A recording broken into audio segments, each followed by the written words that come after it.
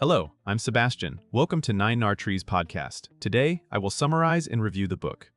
How I Trade and Invest in Stocks and Bonds by Richard D. Wyckoff presents a practical, market-grounded approach to speculation and longer-term investing. Wyckoff is widely recognized as a pioneer of technical analysis and tape reading, and this book reflects his focus on understanding how markets move through recognizable phases driven by supply and demand. Instead of treating prices as random, Wyckoff frames market action as something that can be studied, planned for, and managed with rules. Readers are introduced to the mindset of a professional operator, careful preparation, disciplined execution, and constant evaluation of results. The book also connects trading decisions to broader market context, encouraging readers to pay attention to trend, volume, and the character of price swings rather than relying on tips or predictions. While the language reflects its era, the underlying lessons about risk control, campaign planning, and interpreting market behavior remain relevant for modern stock and bond traders seeking a structured method. I will give you key takeaways from this book. Firstly, reading the market through price, volume, and behavior. A central theme is learning to interpret the market by observing what it does, not what people say about it.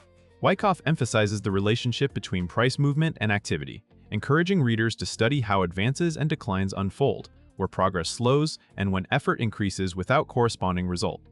This observation-driven approach aims to help traders identify when demand is in control, when supply is dominant, and when a change in character hints that a prior trend is weakening. Rather than focusing on single indicators, the method leans on context, comparing current swings to earlier swings, judging whether rallies are healthy or labored, and noticing whether pullbacks are shallow and brief or deep and persistent. The goal is to develop a working feel for market action that can be applied across instruments. For stocks, this may mean tracking leadership, relative strength, and how price reacts near prior turning points. For bonds, it can mean observing how rate expectations and risk sentiment show up in trend and volatility. The reader is guided toward building skill through repeated chart study, journaling decisions, and reviewing outcomes so that interpretation becomes a repeatable process rather than a one-time insight. Secondly, identifying accumulation, distribution, and the big swing. Wyckoff is known for describing how markets often rotate through phases, where larger interests accumulate positions, mark prices up, distribute holdings, and then allow markdowns to occur. This topic focuses on recognizing those phases and using them to align with the larger swing rather than fighting it. In accumulation, the market may stop declining and begin to show signs of support, with declines meeting buying and rallies becoming more capable. In distribution, the opposite tends to appear. Advances struggle to make progress, volatility may increase, and reactions become sharper as supply emerges. Wyckoff encourages traders to look for structural clues, such as ranges that persist after a sustained move, false breakouts, and changes in the quality of rallies and declines. The concept is not about predicting an exact top or bottom, but about improving odds by acting when the balance of evidence suggests a transition. For investors, this framework can support better timing of entries and exits, avoiding the common trap of buying late in an advance or holding through a deterioration in condition.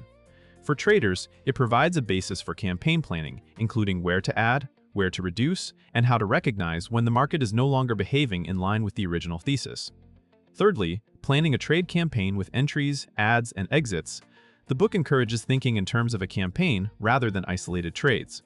A campaign starts with preparation, selecting candidates, defining the market environment, and identifying the logical point where risk is smallest relative to potential reward.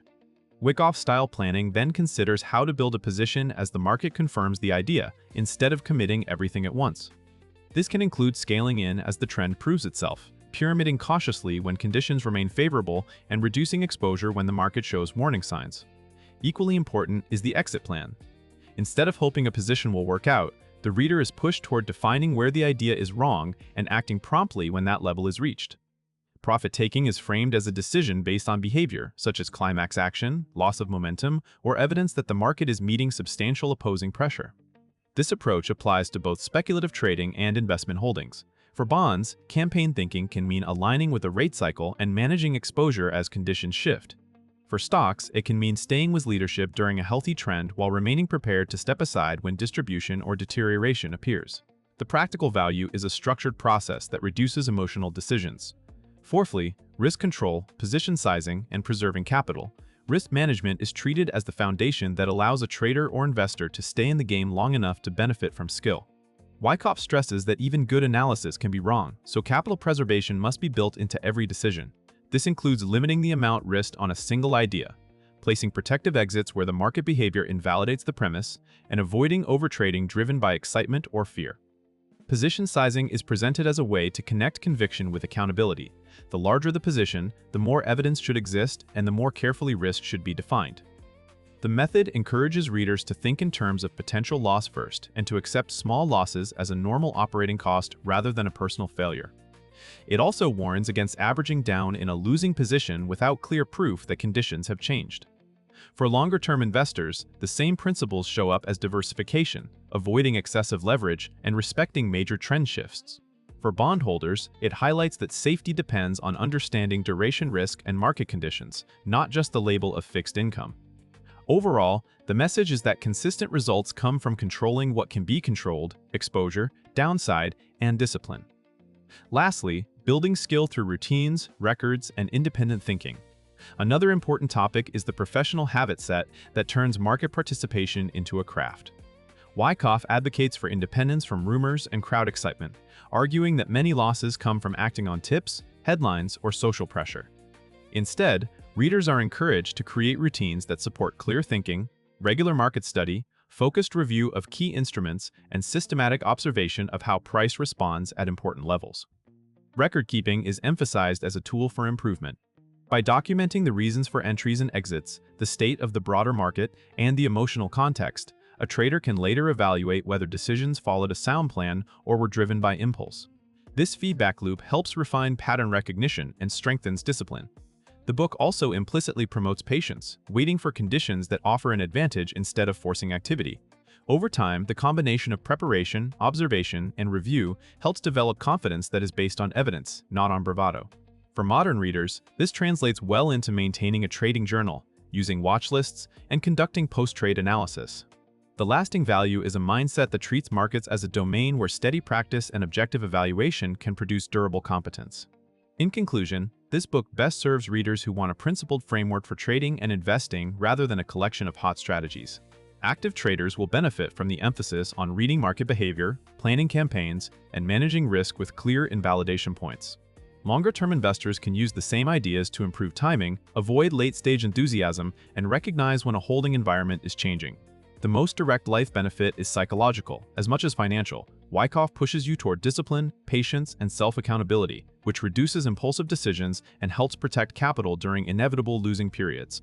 Compared with many modern trading books that lean heavily on indicators, backtests, or rigid setups, this work stands out for teaching a way of thinking grounded in supply and demand and in the character of price movement. It also argues for independence from tips and emotional crowds, a message that remains essential in today's headline-driven markets. If you are willing to study charts, keep records, and practice consistent execution, the book offers durable principles that can complement both technical and fundamental approaches, making it a worthwhile purchase for readers seeking lasting market craft. If you would like to support Richard D. Wyckoff, you can buy the book through the Amazon link I've provided in the podcast description. After reading the book, please let me know what you think and share your thoughts. See you around.